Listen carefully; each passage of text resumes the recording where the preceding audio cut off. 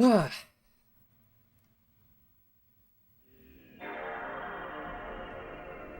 that goddamn beautiful PS2 boot up screen. Yeah, so we're doing another light gun game tonight. Hence why the mask on the avatar. Just because I can't be directly in front of a webcam enough for the tracking to catch all my facial and head movements. But this will be a fun one. This is pretty much like the other light gun game for PS2 that I have on disc besides Time Crisis 3. This one being Virtua Cop Re-Birth.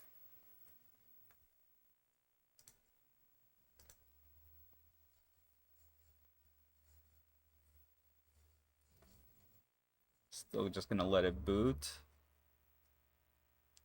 And of course, just like with last time when I played Time Crisis 3, this is authentic. I have the GunCon 2 in hand. You'll be reminded once again once we're at the calibration screen. Like so. It's all real, man. It at least saved all my calibrations from last time, so we're good. Virtua Cop Re-Birth!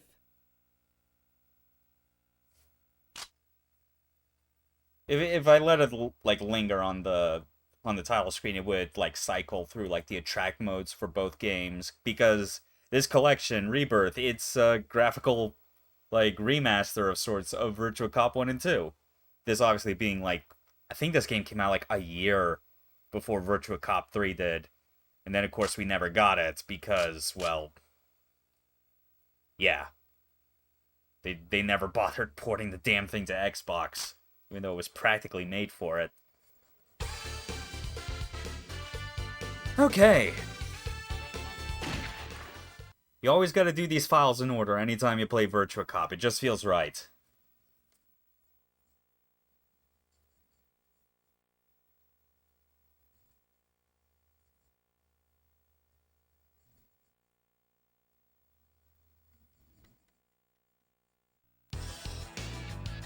Okay. Justice shots right out the gate.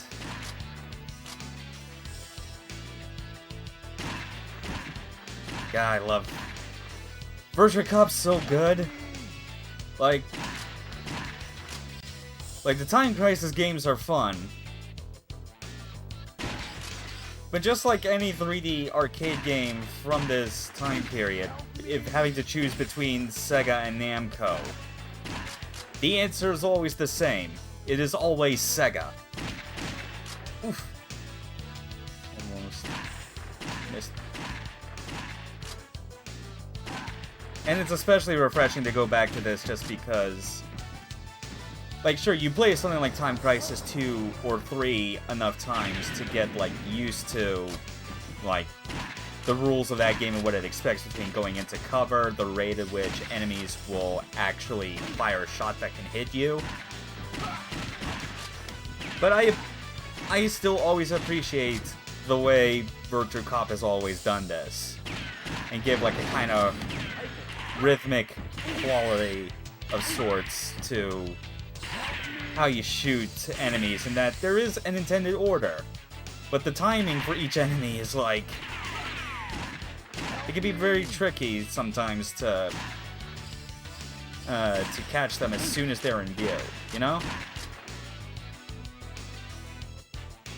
But that, deterministic quality to it is why I like it more than Time Crisis, because it lends itself to a feeling of, better fairness.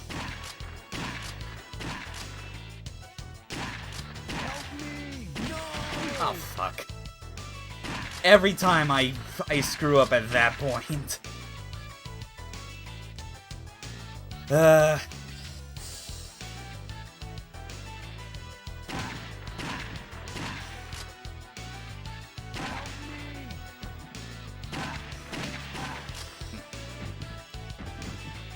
Also, I do appreciate that, like, the way, like, the game, like, tracks score and, like, increases your multiplier is just based on if you manage to hit enemies and not get hit yourself. You don't have to worry about, like, your multiplier going away if you so much as miss. Like Time Crisis, for instance, where those games really do try to emphasize more of like a traditional, like, hit counter type system with, like, how often you should be shooting and milking points. Which I totally get why certain, like, score attack players would like that, but that's generally not for me.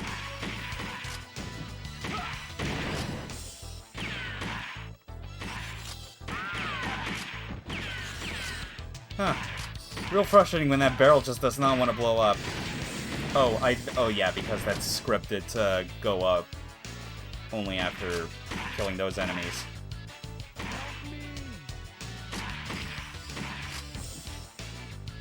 Some of those enemies that just run by, not necessarily to shoot you, but just to go into the scene and then out, is always, like, real tough to catch sometimes.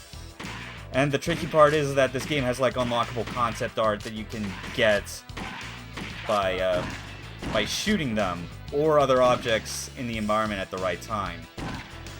And they're so tricky to get.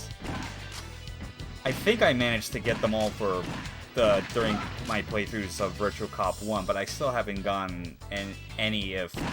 I haven't gotten all, most if not any of them. Oh, fuck you. Sorry, dude.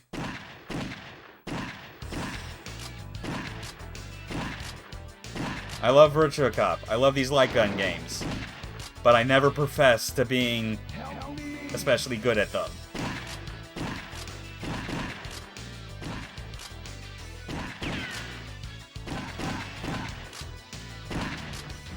Ooh. It's funny though, I think in this stage so far I've only actually sustained a hit from an enemy once. And that's only because I had, like, that was, like, immediately after I had accidentally shot a civilian and had no time to react.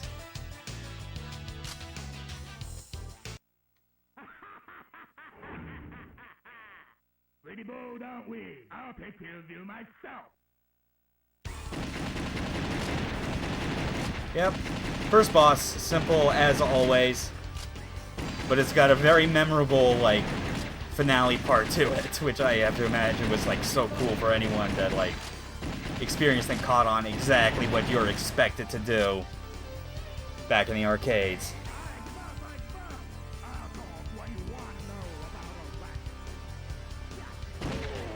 Yep. Just to pull a fast one on you, but nope. Not at all. God damn, do I love this game.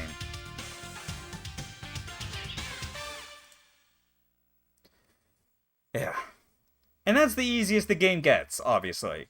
Things get a lot trickier.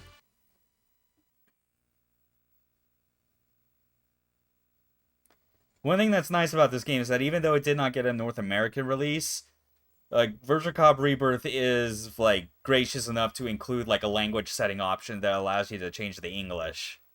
Which admittedly doesn't amount to much in terms of voice work because that part was always in English.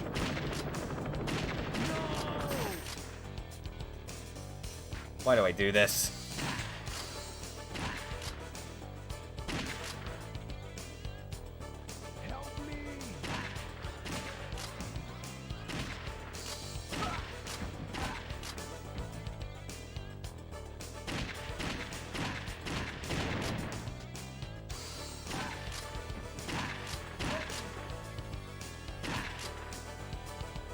Okay.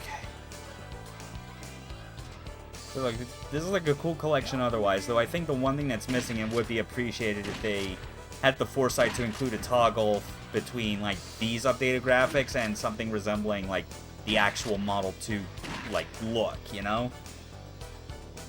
Because of all, like, the mid-90s, like, early 3D game aesthetics, I think that's the one that I have the most fondness for, and it's not even one based out on nostalgia. you know? Because I didn't play any of those games back when, like, they were new or just going out of being of relevance, you know? It's only after the fact and looking at them and just realizing that, oh yeah, even with it, like, that's the best example of like low detail graphics being an aesthetic. I am so bad with, like, keeping myself from just not shooting at everything, including the civilians. Also, I think, like, the belts on, like, on that conveyor are, like, moving at a lower frame rate or something. They look a bit choppy.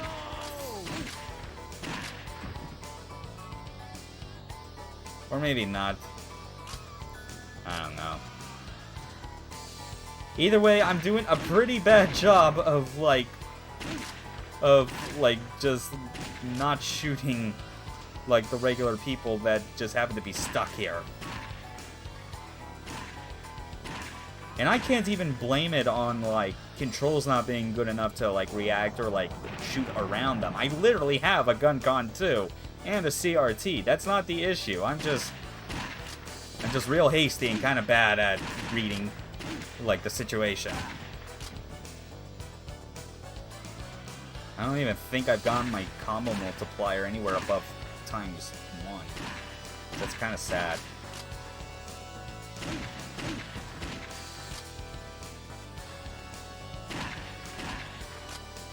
Okay. But this is still a cool collection to have. And the only thing that sucks is that, like, I really wish that Sega had found a way to just, like, follow through with like, these Virtua Cop ports and put Virtua Cop 3 on consoles. Ah, that's actually real. It's kind of dickish. That placement. Ah. I'm already down to, like, one last health point.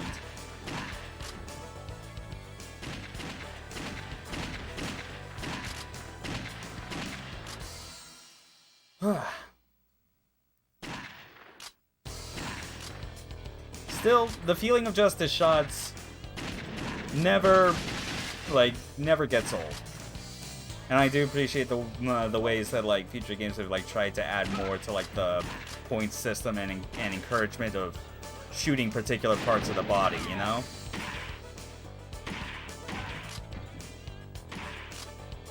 Because at least I don't think it was included in Virtua Cop 1. I know 2 definitely has, like, a 3-point bonus.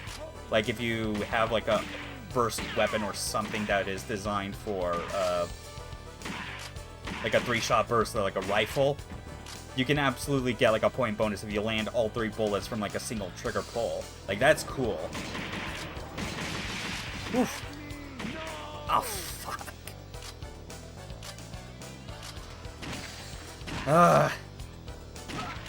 Well, it had to have a game over at some point. But the Virtua Cop 3, though, like, the stuff that game adds is so cool, and it's like, that's one of my favorite games ever, and it's just only unfortunate that while it's up there, like, the only experiences I've had are in forms that aren't even anywhere close to being, like, authentic. That's the thing.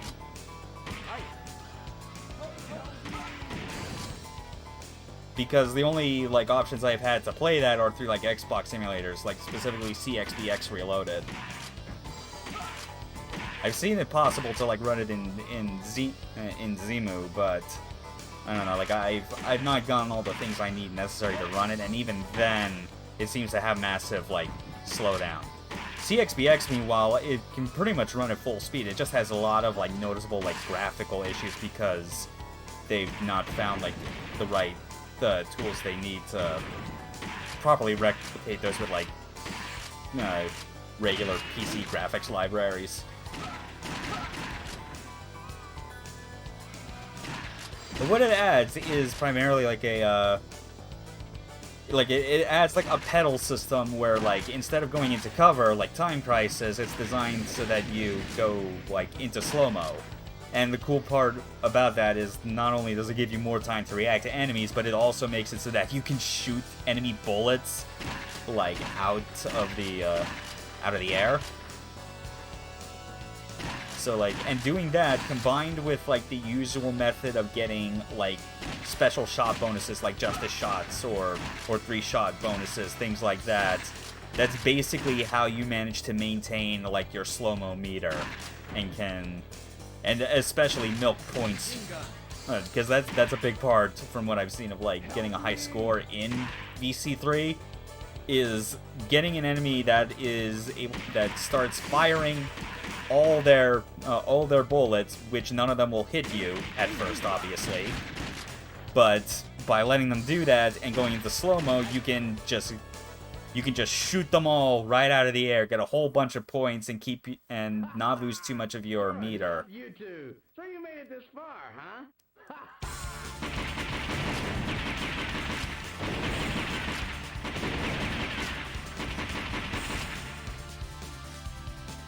Okay.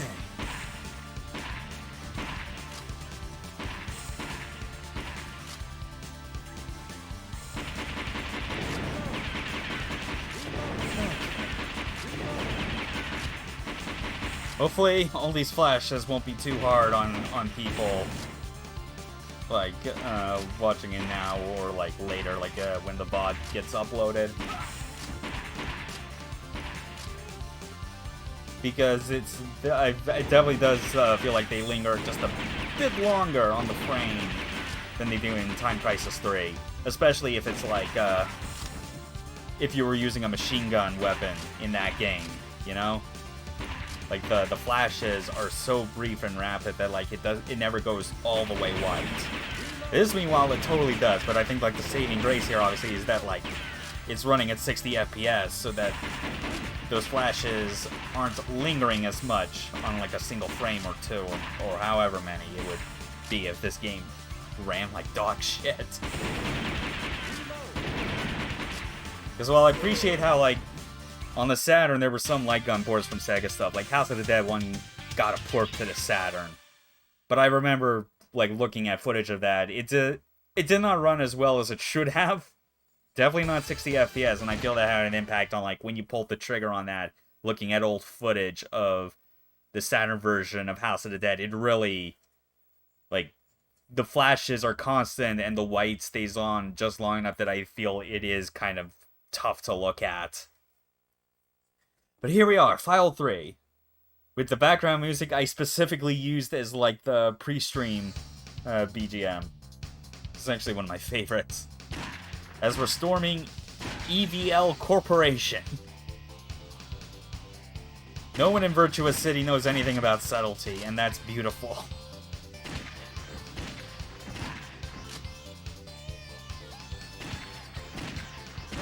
There we go, we're at ×2 multiplier.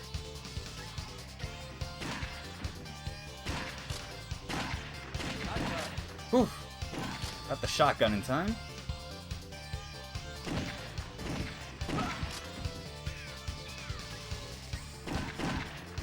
I'll admit, because because Justice shots are like the only things in this game that the point bonuses in this game that exist. Shotguns feel, for the most part, more useful in this than they do in like a lot of the other Virtua Cop games. Like, it's almost more beneficial to use any of the other ones that would have like their own benefits, like using an assault rifle for the 3-shot bursts, or Magnum if you want to get like a piercing bonus.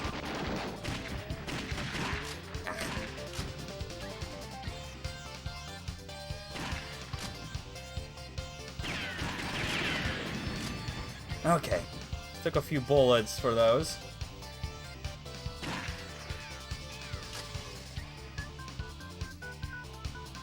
But hey, no civilian shot during that scene, that's something.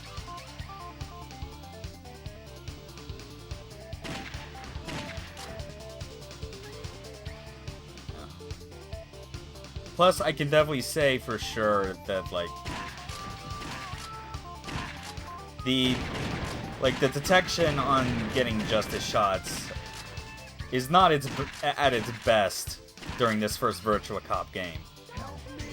Like, if there's a lot of moments where it feels like you should be getting them when you're aiming for their hand to disarm them. But it doesn't always work out. Granted, it's still hard kind of no matter what Virtua Cop game you play, but I feel like I've had better luck getting it in, like, a little bit in something like 2. Oh, come on! I swear I was not aiming right at it.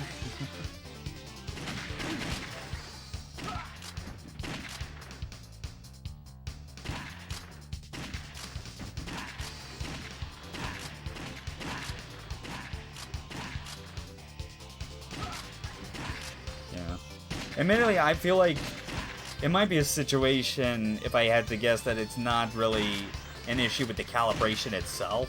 Because, like, every time I calibrate this, I literally point, like, the barrel where the sensor is, and, like, just place it directly over the dead center of, like, the crosshair on the calibration screen.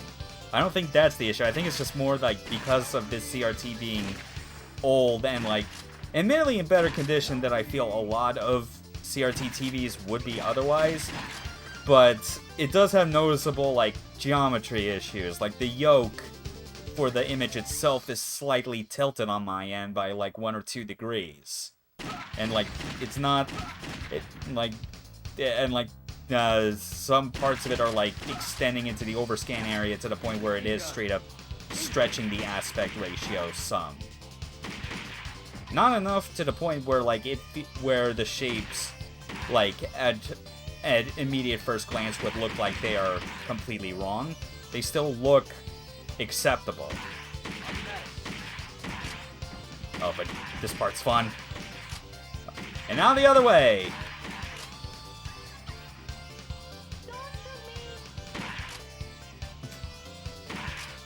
I just love this scene a lot because how many dudes just happened to be hiding behind this one secretary desk and just all in a row pop out like it's a freaking whack-a-mole game. Yeah, I like this stage, but as you'd expect from this being like the hard level mission of Virtua Cop 1.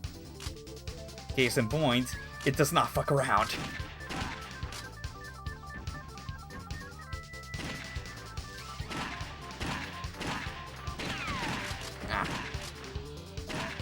It feels like I'm slipping a lot already on this.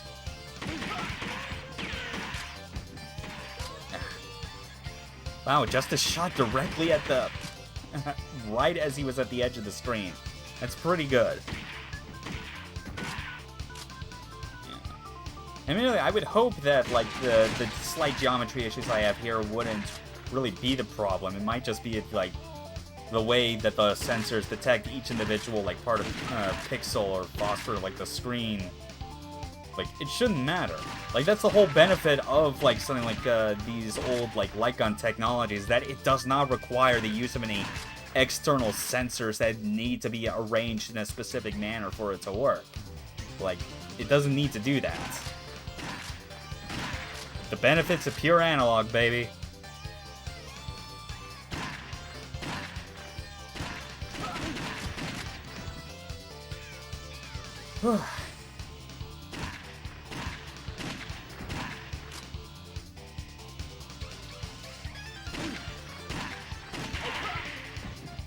Yeah, see, there's, like, the rifle's a 3-shot burst, but, like, there's no, like, difference in, like, points that you get for it. Just mow them down.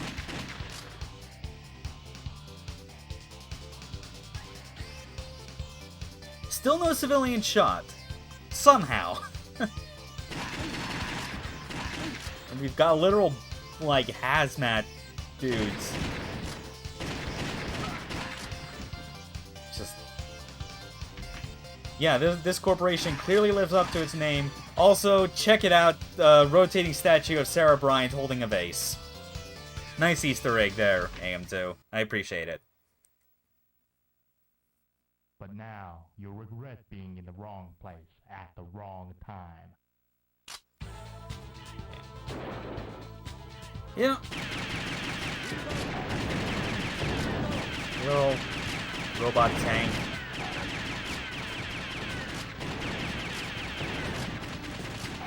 Nothing particularly special about it.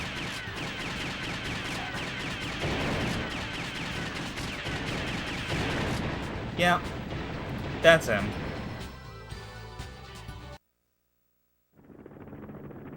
Oh, but that's not the final boss, though. This chopper is all I need. I'm through with you two. Now you meet your maker. Now you meet your maker. I pity whatever person out there cannot appreciate the fun and the joy that is dumb, like, arcade Sega English voice acting.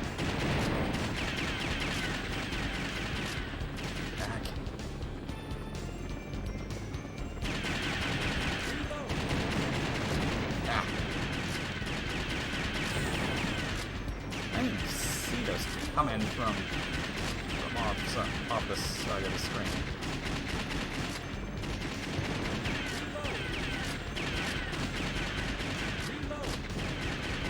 I can feel like the muscles in my wrists and like forearms getting a bit worn down from all this rapid trigger pulling.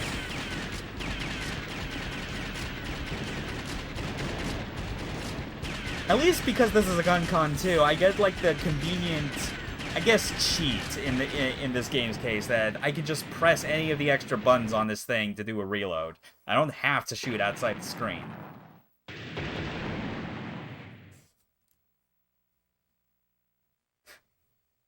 Congratulations! You killed every criminal in this building. Whew.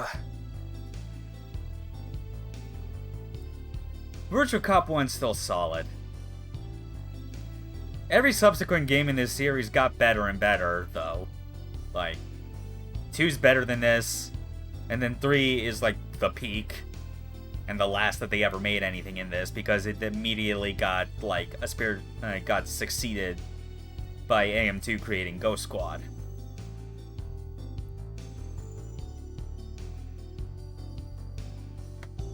But I'd say this game still has its fun. It's certainly, like, important, I'd wager. Like, the Model 2 arcade board is so legendary just because of the games that it has, and Virtua Cop was like a big one for that, along with all the other games that came out for that Average Cop specifically had to do with the name Virtua. And yeah, average. That's kind of not my best. I want to say that I've at least gotten like rank 6 or even 5. It's very difficult. Yeah. Or not. I guess I never actually did get 6 or 5. Yeah, just my play on this is a bit average. It's funny just because of how it's like the game is fortunate enough in that it does not reset your high score every time you use a continue, but it knows full well how much the point payout is that you need to get is based entirely on you needing to like keep up your score multiplier. Oh yeah, but first I guess I want to just show one extra thing. Like, this is kind of what I was talking about with like the gallery.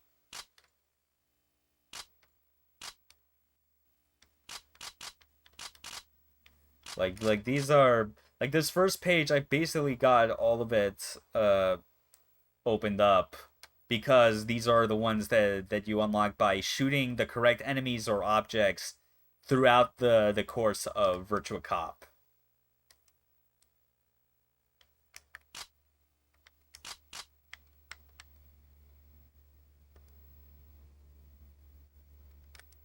Yeah, just solid 90s era CG renders. Smarty with a pair of sunglasses. Same for Rage. Yes, those are their names. Or more like their nicknames, rather. They technically have official names, but it's a lot easier to remember them by Rage and Smarty. I think the only one with, like, a normal name that anyone remembers is Janet. Because, surprise, surprise, she's the one female cop in this game. But we're going on to Virtua Cop 2 now. And this one, I'm actually going to end up having to play twice, because this was the Virtua Cop game, in fact, the only one that has branching pathways as part of its design. You'll even see it as early as, like, this first stage. But let's see, who are we going to end up playing as? Starting this. Probably Rage. He's always the player one guy. Let's go. Yep, I was right.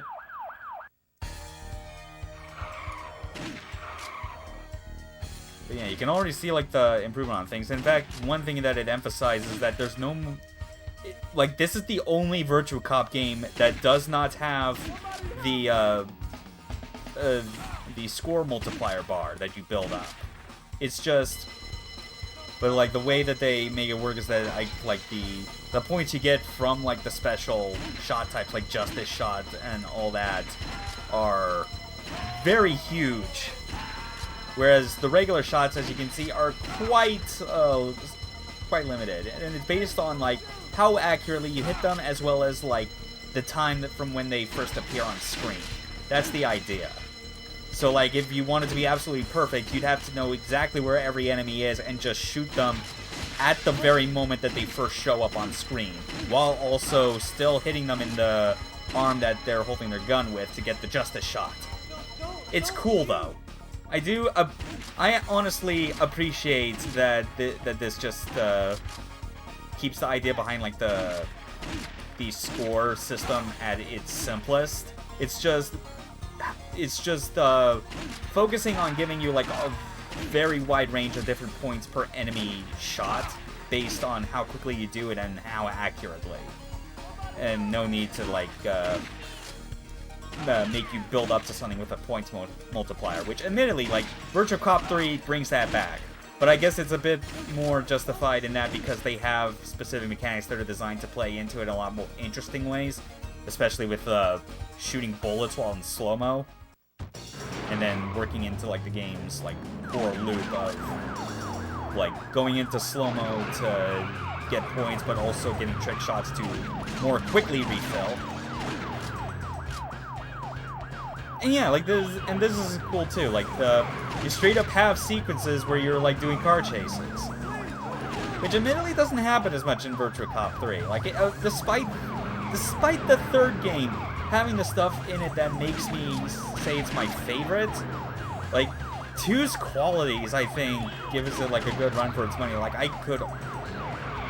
imagine if I played both of them for a lot longer and, like, more passionately just to get more to the ins and outs, I could probably see it going either way, choosing, be it, like, VC2 or 3, which of those would be my favorite. This a remake? Yeah, it's a... Not specifically remake, I guess. I prefer to call it more like a remaster, because that's what the graphics feel like. All, like, the code and progression in this game is exactly Virtua Cop 1 and 2 to a T. Like, I'd already finished Virtua Cop 1, so now we're on 2, which... One funny thing about this version, actually. It existed before this PS2 game. One weird thing I discovered when I was just looking for, like, weird, like, Dreamcast games that I would want to put, like, on a list of stuff that I would, like, get loaded onto a hard drive or SSD and put into a Terran Onion mode if I ever got the money for it. I discovered that apparently Sega put out this exact same remaster, like, graphical remake of Virtua Cop 2 for the Dreamcast. It didn't include, like, the same thing for Virtua Cop 1, which is what, like, this package has.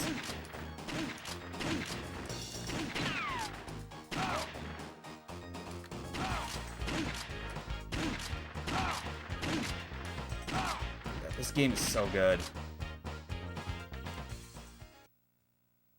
shoot the signboard and choose your way. Downtown. Left is always easiest. If I recall the logic, left is easy, right is hard. Oh wow, that frame rate, that just cut it itself in half. You didn't notice this existed? Yeah, not many people did. Like this PS2 game, like, I think the only other region they came out in outside of Japan was Europe. Like, it got released there, but was called, like, Virtua Cop Elite Edition. But obviously, because it's a PAL game, why would you ever play that? Because chances are high. In fact, I'm pretty sure that version is, like, locked to 50 hertz. Because, of course, that's what happens when you're in the PAL region. You may get more vertical lines of resolution on your SD displays, but man, you have to put up with, like, the literally, like, 1/6 reduced game speed.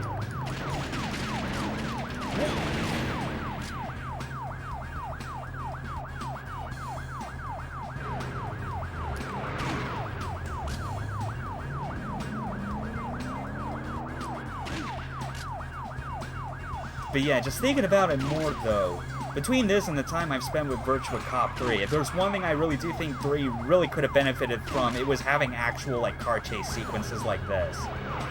Like, more things that would be designed around this to just give you, like, a better sense of, like, motion and going, like, across a long distance from place to place. Like, there's one vehicle segment in Virtua Cop 3, and it's in the third case, like the third file of the game. But it's you basically going onto, like, I guess it looks more like a prison yard, an airfield. I don't know, but it's like you get into like a Jeep with like a mounted turret, and you get some of like that same sort of feeling you get with like the car chase sequences in Virtua Cop 2. But that is also very different because you get the mounted turret and just start shooting at a whole bunch of enemies that are going nuts trying to kill you.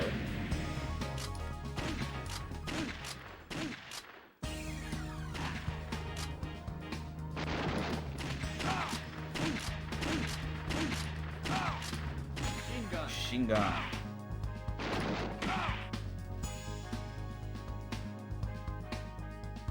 All these interesting weapons that generally act all the same in Virtua Cop, but it's nice to have the slight variety. The one thing that's interesting, though, I'm actually gonna, once I deplete my machine gun, actually, I'm gonna quickly show it off because it's a ability that I ended up unlocking on this save file when I was like playing this game before. There's actually like a pause cheat you can do that just lets you switch to any of the other weapons in this game. Yeah, like you press the bottom the button that's on the bottom of the GunCon 2's like hilt, and you cycle through all the different weapons you would otherwise pick up. I'm not gonna use it though because I got through Virtua Cop 1 using it like authentically, and it's like, if you know how Virtua Cop goes and the fact that like you don't have to worry about limited continues, I feel I deserve to like show like full playthroughs of this game kind of as authentically as possible. I'm not gonna go crazy like deciding, yes, I am just gonna like summon the Magnum every time I want, even though that'd be very fun. I shot him right as he shot me. That's horseshit.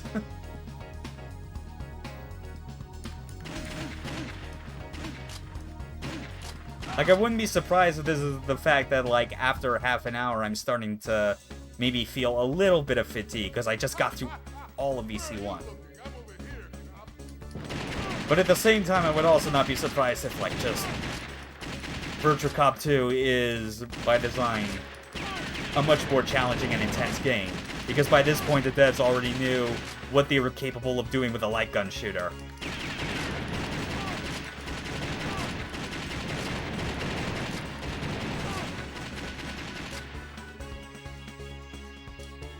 But this is a pretty good boss, though, because I always get a kick out of this dude's like final attack. Because the final attacks of, like, the first two bosses in Virtua Cop 1 were, like, they were meant to be sort of like gotchas, but they were very plain, you know? This one, meanwhile, is just... Dude does not care as long as you die. Yeah. I love this. 34% accuracy, oh man.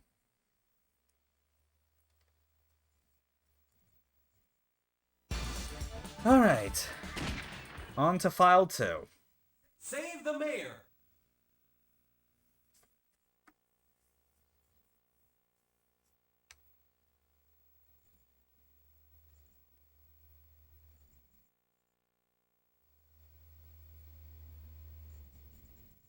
Man, I could just hear that disk drive working its magic just to get this game running.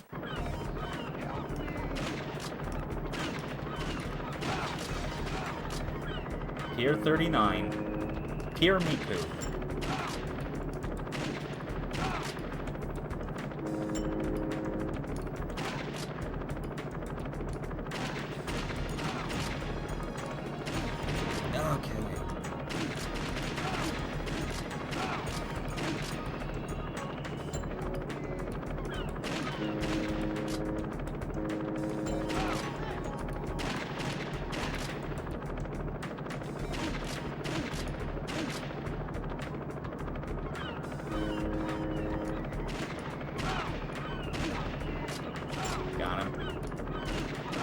Oh, sweet, I just got a gallery unlock from that.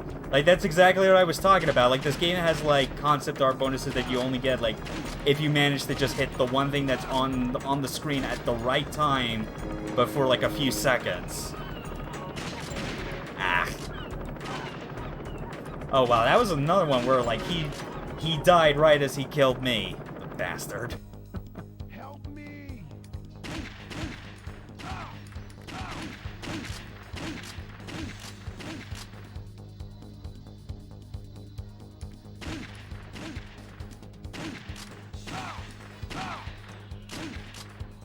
Yeah, but also, like, I am being reminded again that I wasn't going crazy in my assumptions that, yes, the detection on justice shots in VC2 is demonstrably, like, improved or more noticeable compared to the first game. Definitely felt like it's just easier for me to, like, get them more consistently, even if I am, like, missing them in a row.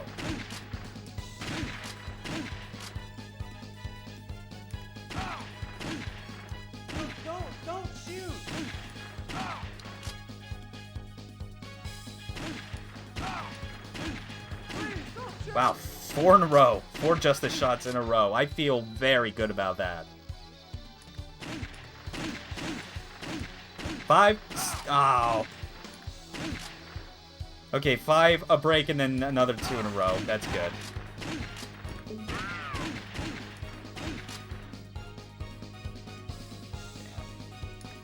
I love these games, but I am no pro.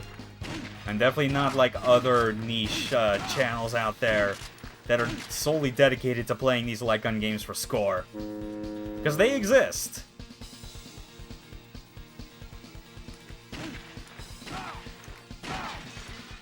Ow.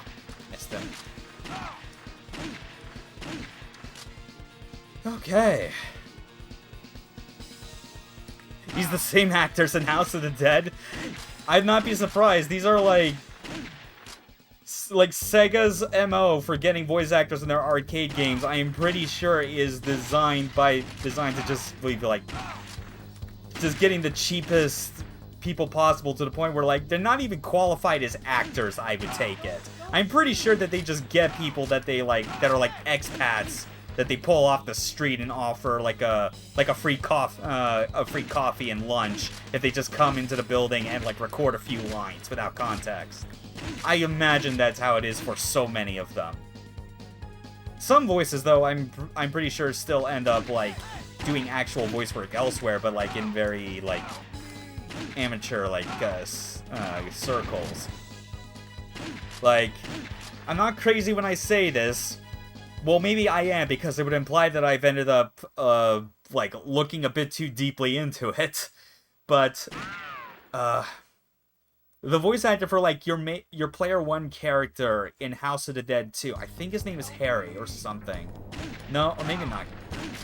Whatever, whoever he is, that dude is voiced by the same guy that plays Michael Wilson in the cult classic FromSoft game Metal Wolf Chaos. He's obviously not doing the Michael Wilson voice in House of the Dead 2, but there are, like, certain aspects of his inflection I've noticed that sound a whole lot like they're from, like, being voiced by the same guy.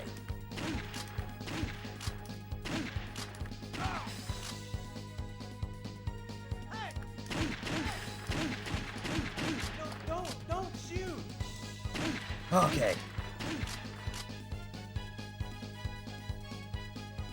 Rage and Smarty, yeah.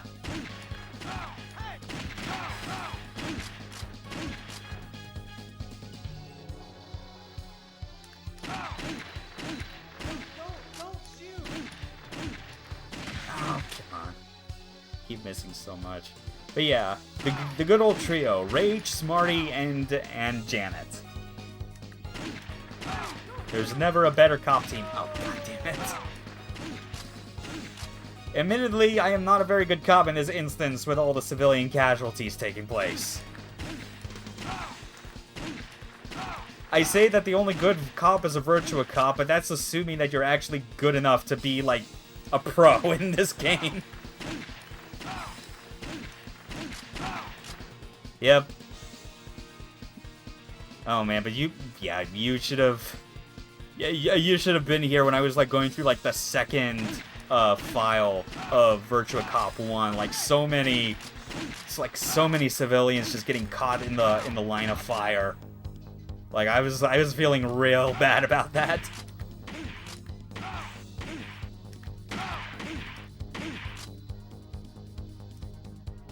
It is interesting though, looking at like all these like pick-upable weapons and the fact that they're supposed to have limited ammo, but the one exception to that is always the automatic.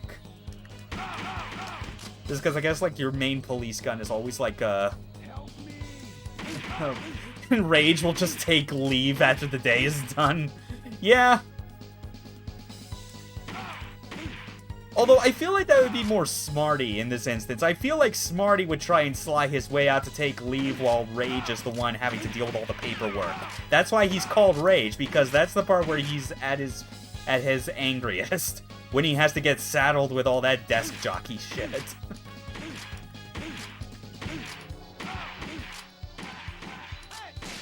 And meanwhile, Janet is like the only competent one on the whole crew who manages to avoid this stuff.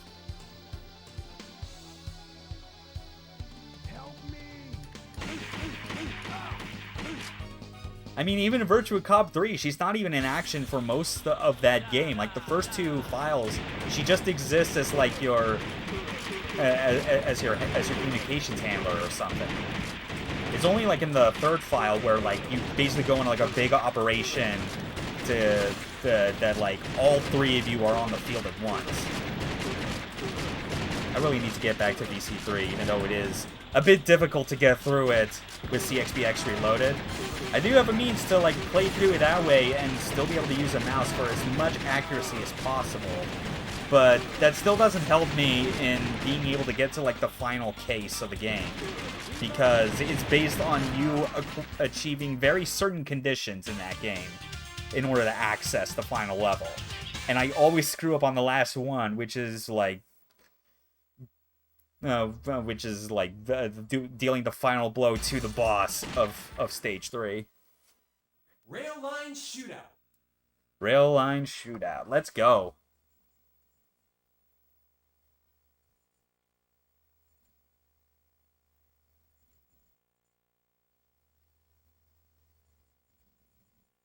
Loading would definitely be faster if I just had this on the hard drive. With the bomb in the subway. Roger. Yep.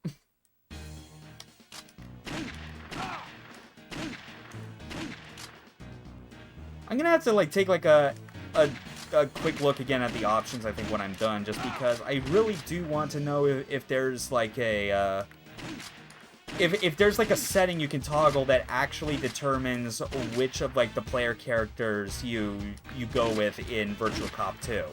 Because I know from all like the time I spent like seeing like different YouTube footage, I know I've seen like versions of the opening video, like the opening cutscenes of each level show characters other than Rage. Like I've seen Janet be the one that like goes there, and I'm pretty sure Smarty as well.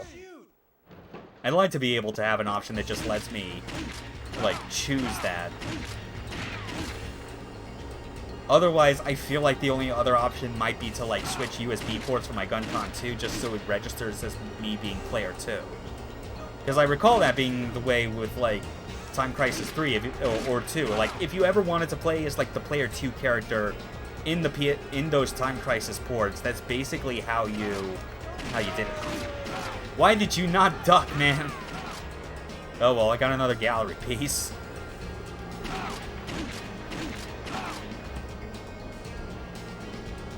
God, I can only imagine how, like, seeing this, like, an original Model 2 game with its graphics, like, this concept of, like, in a shootout on a moving subway and you see the individual cars moving as you advance forward. That had to have been something mind-blowing to see back in, like, what, 94, 95? Like, Arcade Sega, man. They are in a class of their own.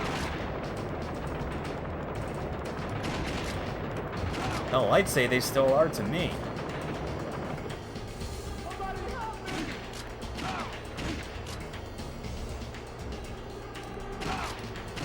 Oh, they were. Absolutely.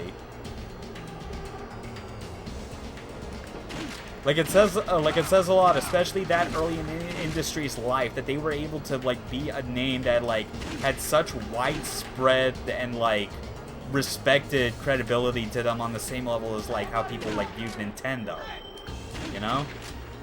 Like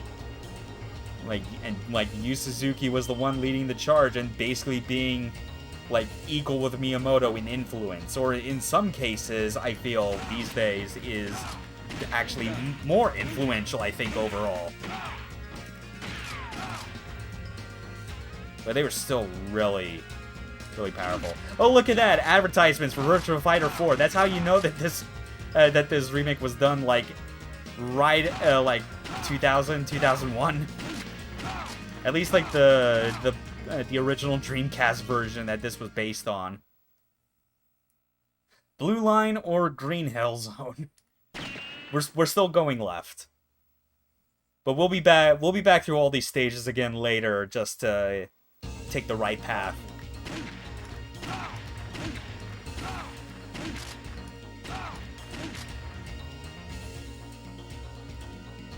And here's the thing I realized, though, is that thinking about, like, other light gun games that have some amount of branching paths, it's like, there's actually, like, one game that's coming to mind that I recall having this exact same, like, structured way of, like, left and right branching paths, and that's House of the Dead 4.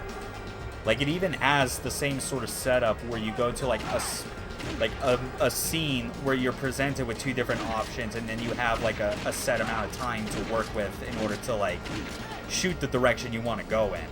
And that game was years later, and obviously, like, years after House of the Dead 2, which, that game, I think, as far as branching paths in light gun games, though, still might be the most, like, impressive and, like, fun to discover, because it is so much more organic in how you trigger those route changes. Because it's not based on you just, like, choosing from a menu. Whereas, like, Ghost Squad, for instance, which is a game I love, like, and has a lot of branching paths to its 3 levels, they're all based on menu choices that happen in the moment. You don't really get the House of the Dead 2 style, like branching divergence that happens as a result of you failing to, like, not of failing to shoot open the correct door that happens to have a padlock at the right time or some nonsense.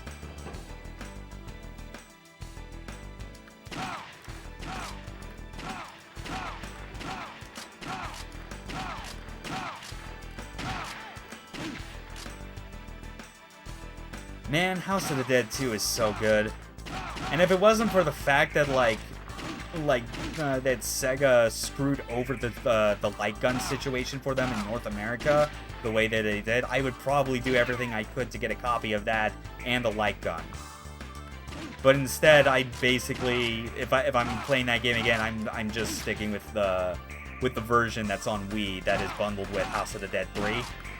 Because that's a very good port. It has all the same extra modes and features that the Dreamcast version did. But of course, that version is not like a proper light gun game, obviously, but it's close enough. Like, Wii Remote with an IR sensors, like, that's the best you can ever hope. I played 4, but don't remember the intricate details of it. Yeah, it's, admittedly, I think it's still, like, on, like, the upper half of, like, the scale, if we were to rank, like, all the House of the Dead games. I remember that primarily being, I think, my second favorite. It was the one I liked after 2, and then following that I liked Overkill. But that's admittedly more because, like, I think the way that the developers have Overkill kind of approached making a light gun game is, like, not as smooth as any of the Japanese-made ones. But it obviously gets by on the Grindhouse style, which is the thing that like got everyone's attention on it.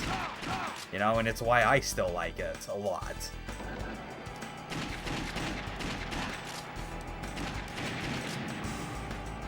But yeah, 4's not bad. It's very solid. Like, I do think it was definitely one of those House of the Dead games where, like, after 2, they didn't want to settle on you just having a pistol as your main weapon. Because 3 did the whole shotgun thing, which I thought was interesting enough, but not really... It never felt like it was something that I would find worth, like, replacing. But 4's answer by having the submachine gun with grenades as, like, an alt, I think was a very good solution. And I don't even remember if Scarlet Dawn still kept to that. I would like to think they did, because I think a submachine gun and grenades is more conducive to a game that is all about blowing apart zombies and other biomutations. Yeah, and yes, Overkill was an enjoyable time. I'm absolutely gonna, like, go through that game again, and because of the... And I feel like it's only fair for me that, like, when I play through that game on stream, like, I'm gonna do it, I'm pretty sure, because, like, I briefly played it on the CRT, and I know that game has a 4x3 mode. I will absolutely play it that way, and just kind of do it all to sell the experience that you are looking at the video game equivalent of watching an old, degraded exploitation film. Yeah, I'd like to play Scarlet Dawn as well. I never got to play that. I got to play Time Crisis 5 though. Like kind of during like I really do wish that Round 1 or wherever, any of the arcades in like the Seattle area that I was living in, I wish they had that. Games I'm still thankful for experiencing in the arcades to this very day. Time Crisis 5 and Gunslinger Stratos. Oh yeah, and the various amounts of Bimani rhythm games, like Pop Music, 2DX, Gizadora. Alright, final boss. I at least appreciate that unlike Virtua Cop 3, you just need to go through all of these files in order and you get the fight automatically. Wow, this guy's pathetic.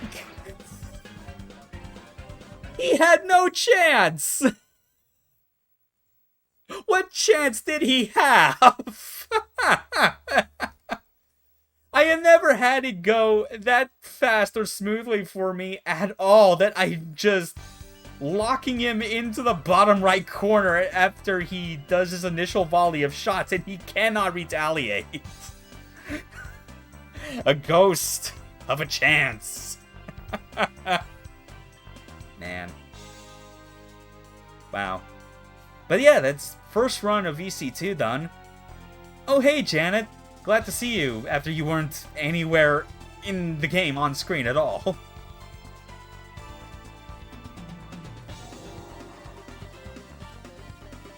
Yeah, high five your bros. Let's get some donuts.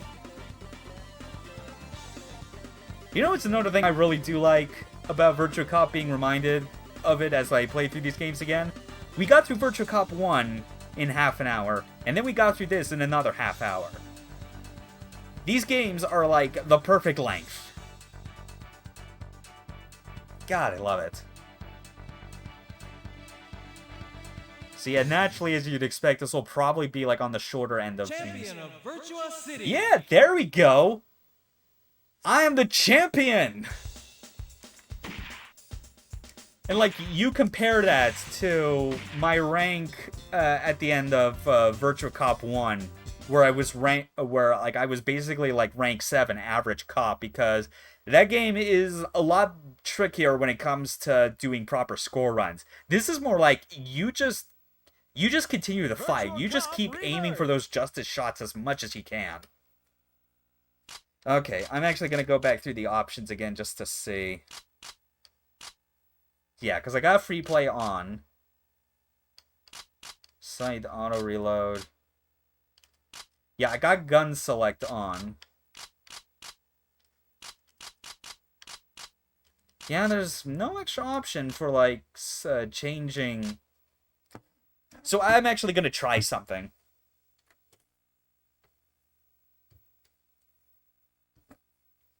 Okay, so I moved.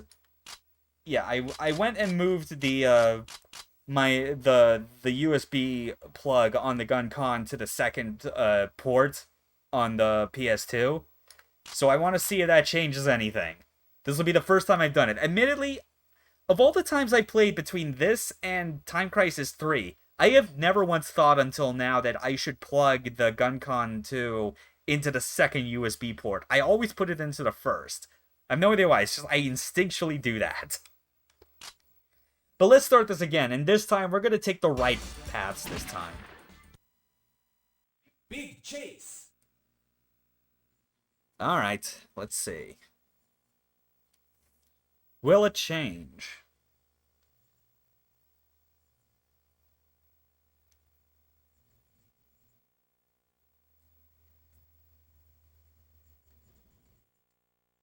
Finish loading, please.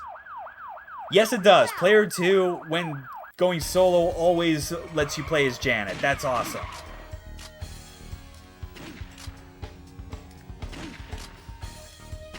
Eh.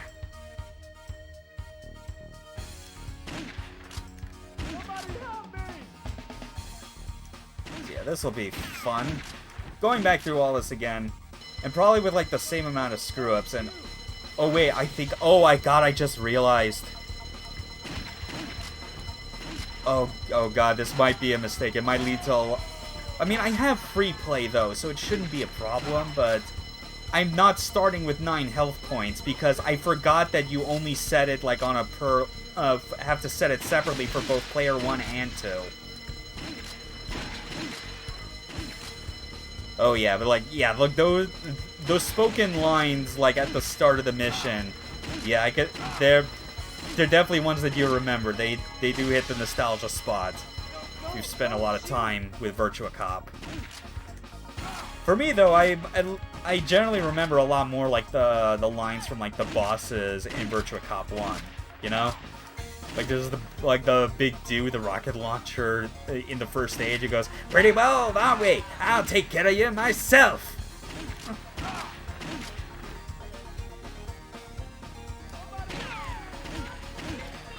Still, none of them are on the tier of Goldman in House of the Dead 2. But really, what is? What could ever be on the level of that amazing villain?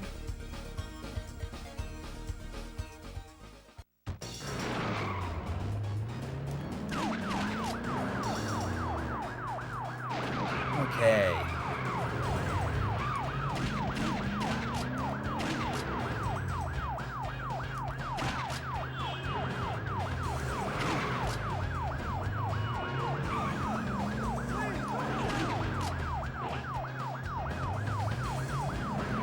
It really does help a lot, I think. Because even though, like, all the car chase stuff is, like, just in this first file, it really does leave a strong first impression for you, considering that, like, it's the first level that anyone's expected to choose. Goldman set the gold standard. Yeah, that truer words have never been spoken on that front. Dogs of the AMS. Time they made a move.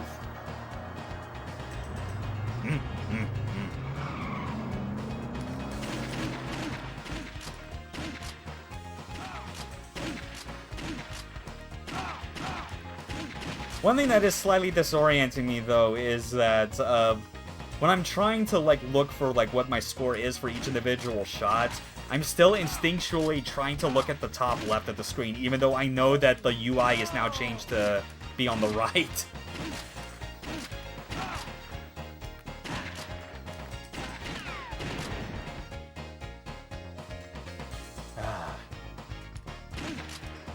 Beautiful.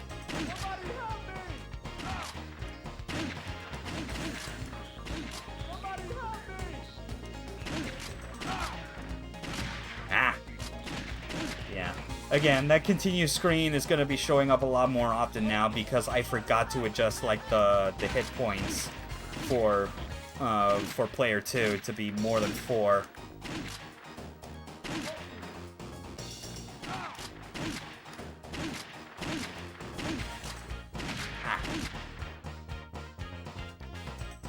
No justice for you, Civvy.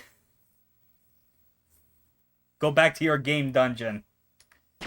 Oh wait, that's the wrong Civvy.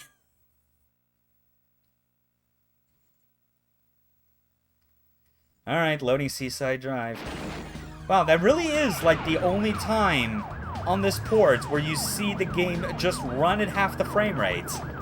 When the sign falls after shooting it.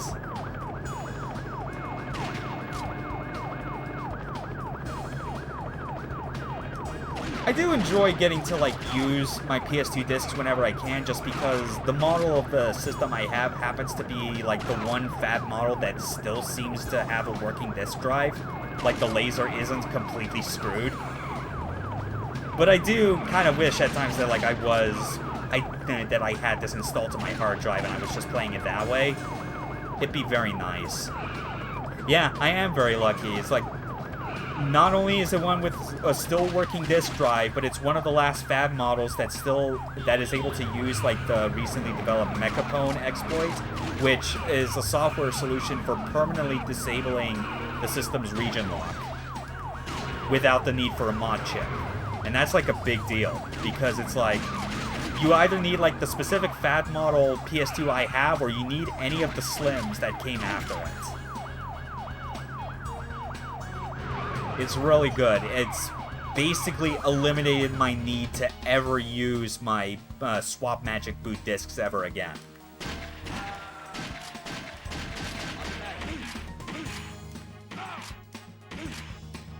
That said, though, I've had ideas going through my head recently, especially because a friend of mine from work recently has also been getting into getting light gun games and peripherals for his stuff, because he has at least a couple like admittedly old but still working CRTs like in his garage. They're not anything like mine where like I straight up have like the have one of the JVC D series TVs that have component inputs.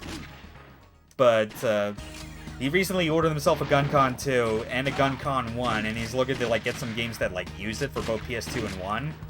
And I brought up like the initial amusing idea of like, you know, how cool it would be like because both of us will have our own GunCons, we could straight up do 2-player in one of these games. Like I would love to play some Virtua Cop with him.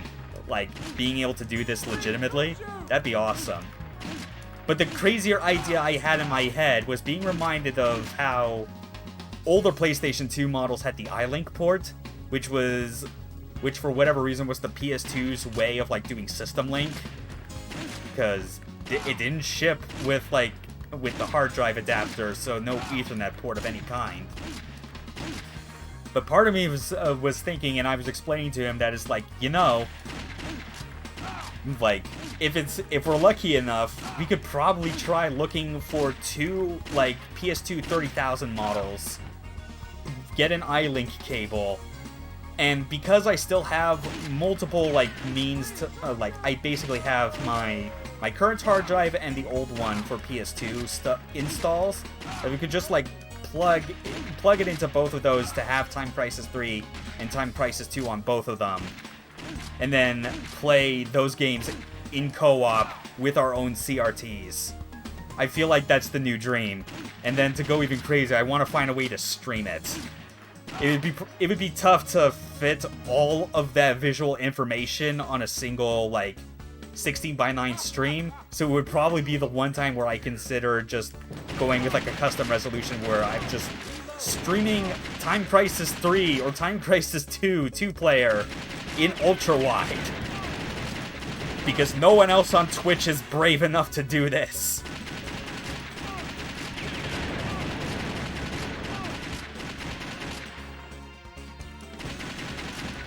And that's not even getting into, like, some of the other crazier ideas I've been trying to, like, run by him as far as stuff that would be, like, fun to use, fun to do, and would be, like, good stream material for me.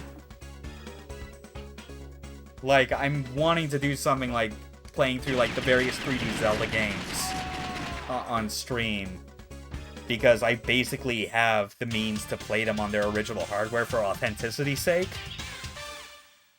But then the idea was me thinking of, like, trying to get a way to basically do, like, a similar setup of, like, of recording and streaming, like, 2, like, TV sources.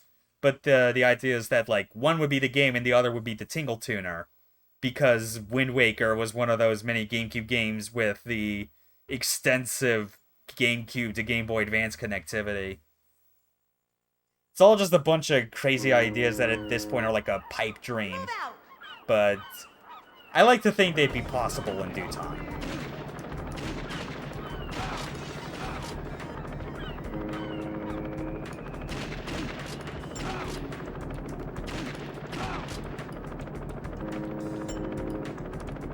Okay.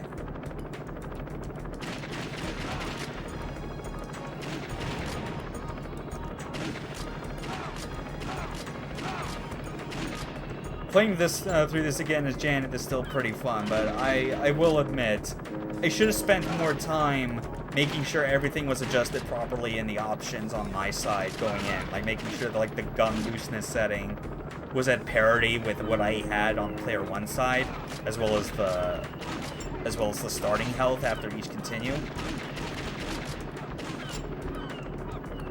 I just know, that, however, that right now, like, whatever my final score is for this run, it is not going to be surpassing the one I got as player one.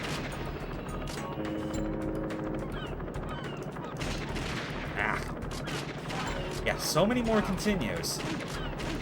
Like, I do, like, some kind of reset just to fix this stuff, but I really don't feel like it. Especially now when I'm already, like, on the second level. I am this deep into the playthrough that like, at least for tonight, going through that chase, the big chase, like, doing it twice was enough. This is gonna be, like, tonight's stream, just by nature of how this game is, it's gonna be on the shorter side of things. And that's fine. Mellow music for a massacre.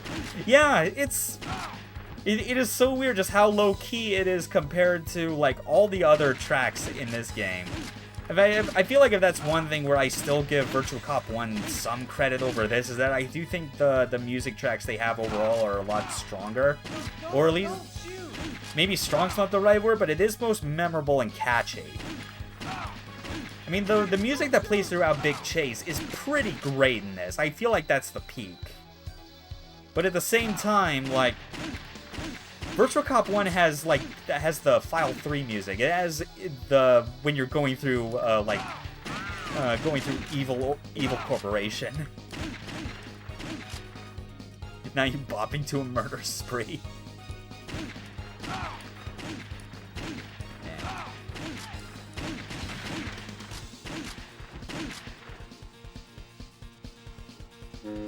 Okay. And another smooth jump onto the cruise ship.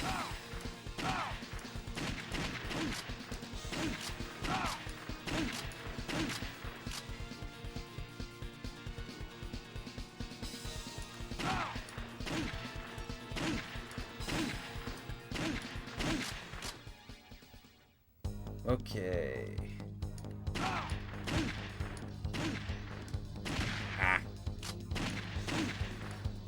Yeah, right now it's like I'm briefly seeing like what my score is every time I get a game over, which I'll probably spend a bit more time looking at what it is currently just to get a sense of like how potentially far behind I'm gonna end up by the end of this. Because I think just looking at it, it's basically about like a bit more than a third of what my final score was the first time.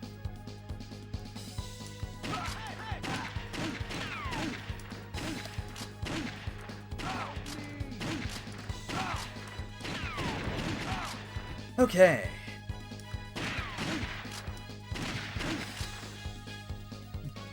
Does still feel embarrassing though every time I kill an enemy, but it's right at the moment that they shoot me anyway, so we just trade damage.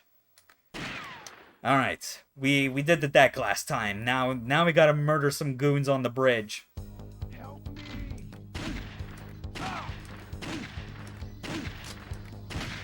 Ah.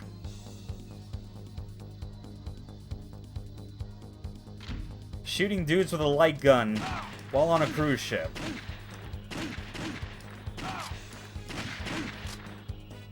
That is not only this game, but that is also the very concept of Resident Evil Dead Aim. Which, if I'm being honest, I think maybe the next time I do like a light gun game stream, Resident Evil Dead Aim, I am genuinely considering being the next one I do. Because, like, I'm making no pretense of trying to say otherwise that the Gun Survivor games were, like, good or anything, because they're not. They are deeply flawed. Okay, so I'm like 301k. Oh, whatever. But, like I just know already that it's like Guns and Boats Saga. Yeah, that's definitely a name for an action scene or movie. But yeah, just the thing is, like, with Dead Aim, like, with its control method and the fact that it's so clearly designed for a light gun, specifically the GunCon 2, I feel like that I at least deserve to give that game as much of a fair shake I could in the most ideal of conditions. Because I've clearly seen people try and give it a shake in the conditions that are not ideal, which is playing it with a controller. Like, I could see, yeah, like, I could see how people would like Dead Aim. But at the same time, even knowing that, like, even if everyone was able to play it on the same level of being able to use a light gun, that probably still wouldn't change, like the core issues that thing has, where, like, as a Resident Evil game, it is not anywhere close to, like, the highest or even, like, the mid parts of the series. Like, it's probably at a level that gets close to, I would guess, Code Veronica, but not much higher. Also, check out all the Virtua Fighter 4 arcade cabinets on this ship. Again, great product placement, Sega.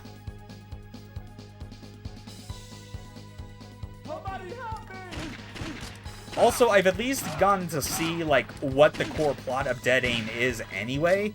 So, I at least get to enjoy the benefit of springing that madness on an unsuspecting audience.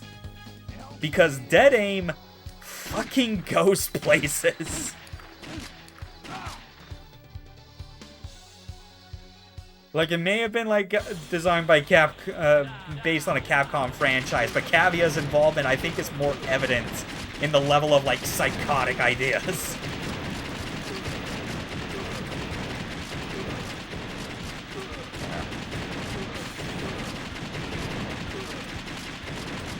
Okay.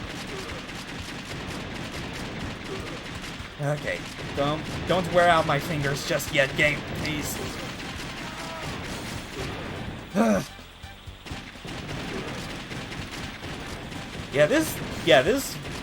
Trying to get through this boss is so mad at me.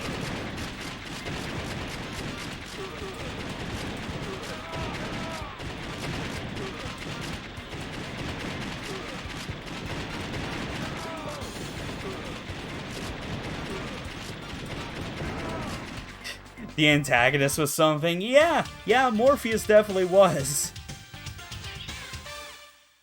It's like, admittedly, Bruce McGivern is a pretty solid, like, action movie guy name. And then that game also has, like, its own fake version of Ada Wong.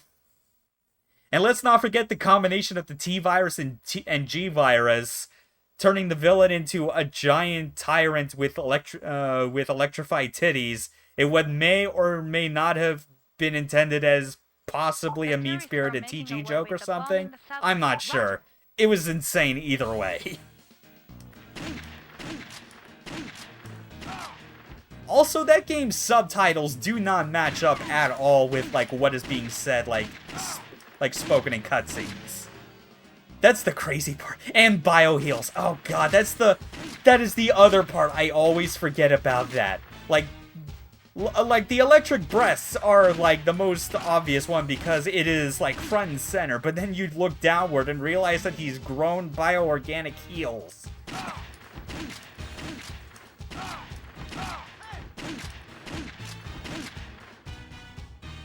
Cavia, man. The studio that spawned Yoko Taro. And has managed to successfully outlive Cavia itself, while still carrying its spirit of hating you, the player, and everything you stand for.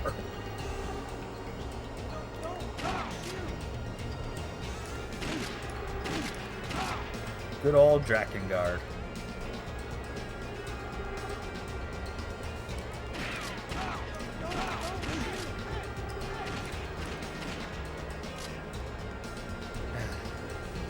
That dude sitting in like the subway car seat is like, he just has the most, like, dead inside detached look on his face. Cavia walked so Yoko could run. Ain't that the truth, man?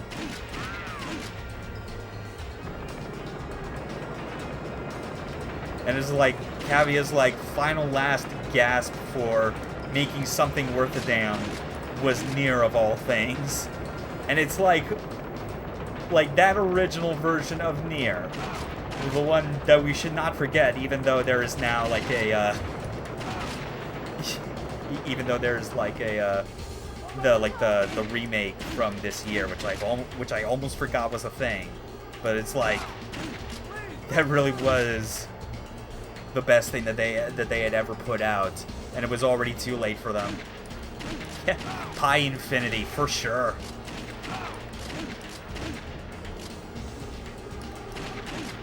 I'm glad I'm not the only one who thought, like, a Pi joke every time I saw, like, the numbered subtitle for that Nier Replicant remake.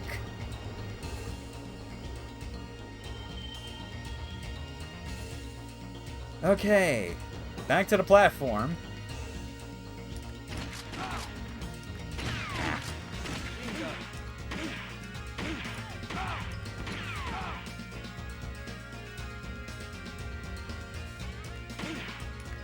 Hello again, Virtua Fighter 4 poster.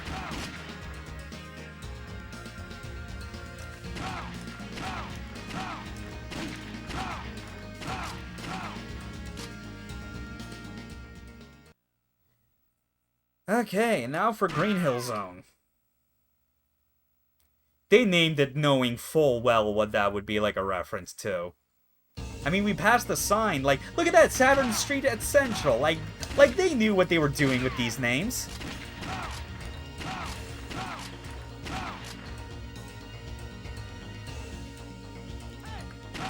We just need another street that is, like, specifically, like, named after the Neptune or something.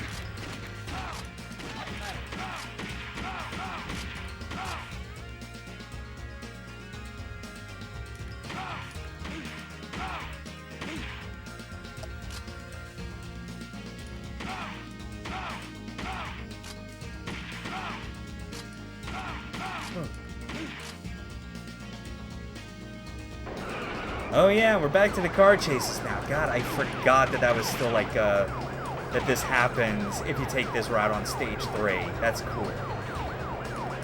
Like, yeah, like this is what the appeal of Virtua Cop 2 is. It is literally Virtua Cop 1 on a much bigger scope. That's the cool part. Like, I mean, like, look at this with like all the backgrounds and stuff. Like, some of these things are like, these are straight up backgrounds that you would just like get like in an Outrun game. I mean, hell, I mean, like, we're even getting like some like continuity. Like, I think we're passing by the same building we ended up at near the end of File 1.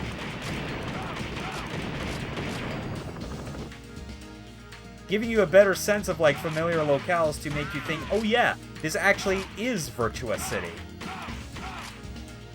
Virtua City, I also like to imagine, is where like the like 337 or whatever, like that, whatever the beginner track in Daytona USA is called. Like I like to imagine that's where that's featured.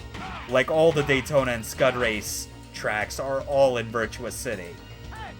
It's all part of the extended AM2 universe. Because literally every developer has to have their own universe. Suda has his. Just look at No More Heroes, literally solidifying it harder than ever. Oh god, we are so close to No More Heroes 3. I can taste it. I basically like limited all of my like media consumption for No More Heroes to just like the countdown videos that Marvelous Japan has been putting on their Twitter, where it's just running down through all the ranked assassins. Because I think that's the one thing left that can get me the most excited, is just give me the all the glimpses you can of all these cool looking alien assassins. They are so good. And luckily for me, I already got the game pre-ordered and installed. I also got like with like some of the money I had to spend on it, I also got the Picross S Master System and Mega Drive Edition. Because my idea for Thursday is that because I am even further behind the West Coast, that like the game's essentially gonna unlock for me at 8 p.m. So it would be in the middle generally of like when I would stream. So I'm going to just spend the first 2 hours of a stream on Thursday just playing some of that new Picross game and chilling out. And once 8 o'clock my time comes around, I will immediately boot into No More Heroes 3 and get through that first hour. At the very least, like the bare minimum being, do everything from the very start of the game up through beating Mr. Blackhole. You just retweet plenty of the vids that don't even look at this point. Yeah, it's like, yeah, like I totally get that. Wanting to get other people excited with stuff that they may be interested in, but you know you don't need to see them because you're more than convinced. You're ready to go on blackout. God.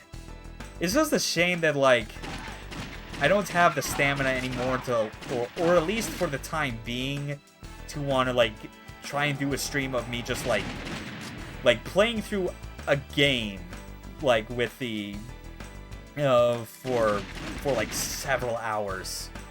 What exact date and time does No More Heroes 3 release to the public globally? I assume the same as with, like, any release, where, like, it's staggered based on region, and based on North America, the only region where, like, it unlocks properly at midnight is always going to be the East Coast, and it just works back. That's how it's always been with, like, literally every game for me that I've had digitally and preloaded. You know, when I was like living in Washington, it was always like at 9 p.m. And now that I'm back in like the northern ass end of the United States, like that's rewound to like 8 o'clock this time. So I imagine it's all just gonna abide by like the same unlock times that every other game digitally goes with. Like every major release rather, because I know like a lot of like smaller indie games don't really do it, and I feel like I feel like No More Heroes 3 like qualifies as like big enough that it's gonna adhere to that. I mean, it's getting a lot of like like channels and like news outlets like doing preview footage of it already at this point, like footage of like the first couple hours. So like I'd say that shows it's big enough. But that's gonna be a fun time though, and I'm basically gonna be like, once it goes live, every night following that, I am just gonna spend 3 hours playing more of that game until I beat it. That's the idea. Ideally, like, if I had the stamina and time set aside to do it, I would absolutely do, like, a Gigaboot-style, like, first playthrough marathon of just stream the very beginning of the game and don't stop until I finish it. But alas, I'm still so burnt out from the idea of ever doing that. I basically need to have other people with me, like on a voice call, to motivate me to get through it. And I know that the other people I know that would be like on a voice call with me, like Kaboom Dragoon, my good buddy that does LP commentary with me. I know he'd definitely help, but I know that he wants to play No More Heroes 3 himself, and I'm not gonna force him to watch me play it in its entirety myself without him also experiencing it.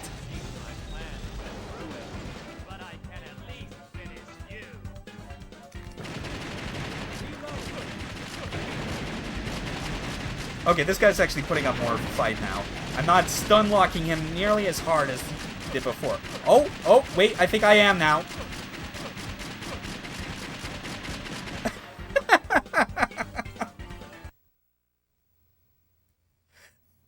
You know what I think is actually causing that?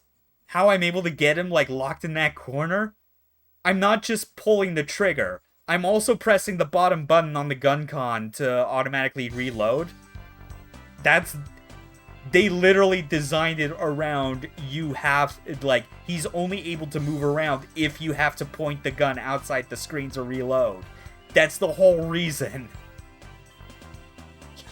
Yeah, he's got a laser gun and a machete, and he can't do anything with it. Because I will not let him. I am just bullying the poor man. Ugh. Alright. Hour and a half in, and we have already cleared Virtua Cop 1 once and Virtua Cop 2 twice. Fitting how that works. Honestly, don't know what else I'd really, like, fill time with. I know that there's, like, a shooting gallery type minigame, which I've not been that particularly good at, but I could at least show a little bit of. I think that's worth looking at. It's always interesting to look at, like, the bonus features in a light gun game port, because I feel like those kind of features are the last thing you would ever think of. Oh yeah, look at that. I was only ranked 2, Champion of Justice. Again, I'm pretty sure a major part of that was like the gun looseness settings that I had for player 1 just worked more to my liking. Yeah, light runs.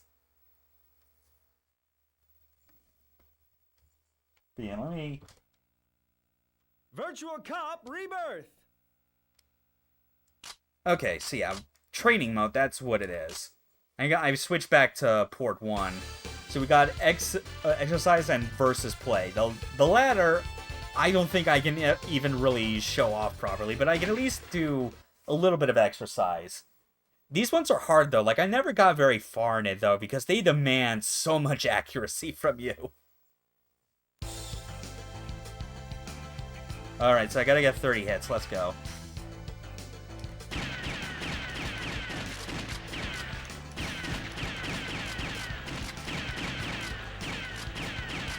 Yeah, don't hit the red targets, though.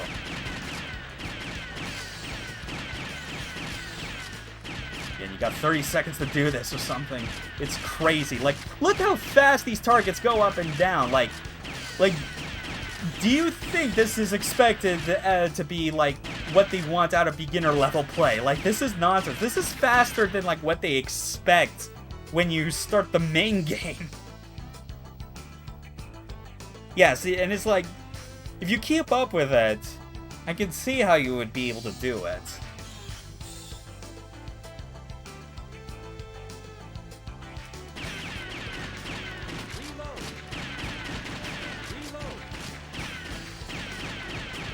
Yeah, it's like by the time I paint over the target to hit them, it's like they've already turned away.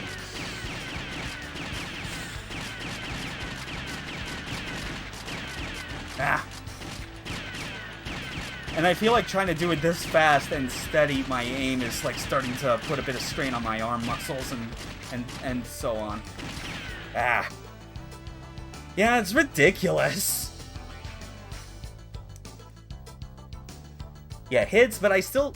This is where... Okay, I recall this actually being where it stopped me the first time. And I think I'm actually just not gonna... Oh god, and they're moving as well.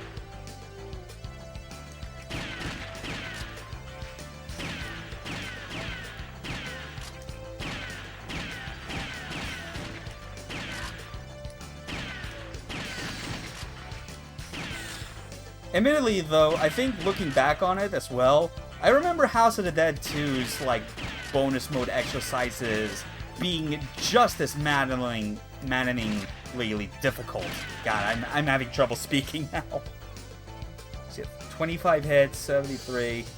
Oh yeah, I somehow passed that. But I think this is where things started to get real frustrating. Yeah, because it's no, like, the way in which the targets get arranged is so more crazy.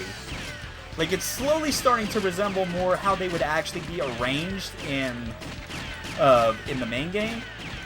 But the speed at which you're expected to shoot all of these is psychotic.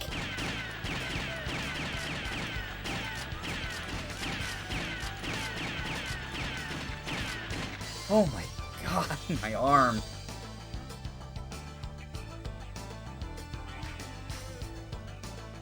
Okay, I think this might be where I'll possibly my run is gonna end it, because I gotta get 30 hits, 70% accuracy, and 6,000 points minimum.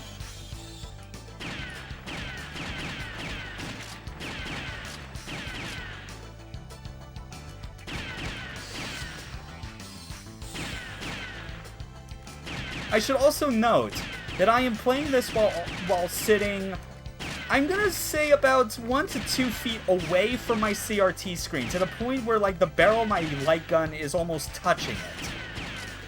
And this is still difficult. Oh, but that actually, yeah, I think that actually worked out. 40 hits, 95. 20 hits, 8,000. Oh god, this is never gonna let me... These have to be made for 2-player. I get the sense that's absolutely what they wanted. That, or expect you to be so ballsy that it's like, no, like, it's just 1 player and you gotta get them with, like, both guns or something. One of these days, it's probably gonna be something that I'll do only when that friend I was talking about gets his GunCon 2. Like, not only are we gonna do, like, 2-player Virtua Cop, I also want to try for myself what playing one Virtua Cop by yourself feels like with 2 guns. Because I've tried it with House of the Dead 2, with the Wii remotes, and it felt very difficult, mainly because of how... I feel like when you're trying to wield 2 Wii remotes at once, you become more distinctly aware of the fact that it's not like a light gun at all, and it's more like a IR tracking system. And you start to lose track specifically of, like, which crosshair it pertains to which gun or which Wii remote. I want to see how potentially easier or not that would be if I were to do that with 2 light guns like this. Like 2 GunCons, that'd be interesting.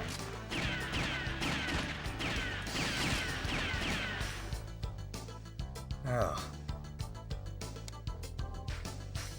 I am somehow still proceeding through this, though, which is weird, because I recall around the 4th or 5th training exercise, I was actually starting to, like, not pass it. I'm surprisingly doing a lot better. Maybe this will be where it ends for me. Oh wow, these are reinforced. Oh, that's why the points are the way they are.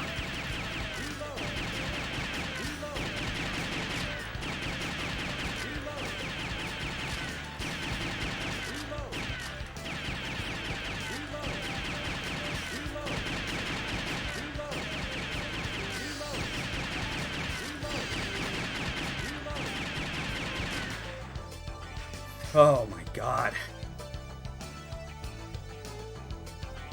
Somehow, I keep thinking I'm just gonna... Wait, was that actually the end? Wait, did I seriously just do all this the first time? Oh, C rank. Oh, God, that's how you're expected to get some of the remaining gallery pieces. Oh, wow. I'm shocked at myself, honestly.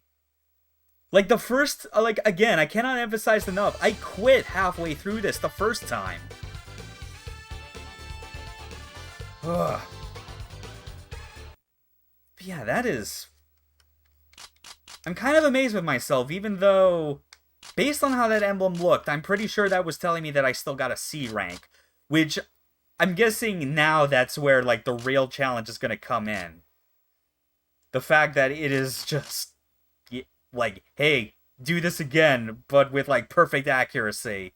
Which seems tough, because there's a good number of those exercises where you have to deal with a lot of those moving platforms. Ugh.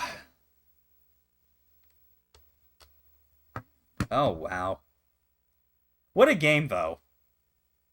This was fun going through this on stream. It's nice and relatively chill. Some things I could have done a bit better, like making sure that like my player 2 options were set at parity with player 1. Going through the training mode exercise and actually seeing it to the end was the biggest surprise for me, though. Oh, wow. Yeah. Once my friend gets his GunCon 2, I am absolutely going to get him over here, not just for the playing through the main games, but also that versus mode, because I desperately want to know what that's like. That has to be so crazy. Whew.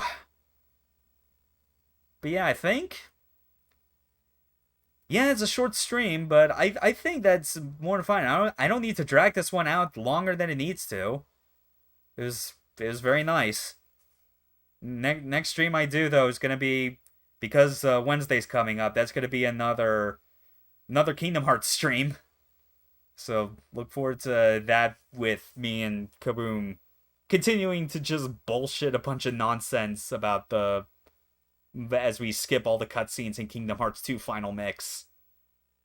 Because that game on Critical still, like, as I'm going through it a second time on Critical, still a lot of fun, and basically spoiled me on other Kingdom Hearts games in the sense that I never want to play any of those because they just do not compare on the gameplay front.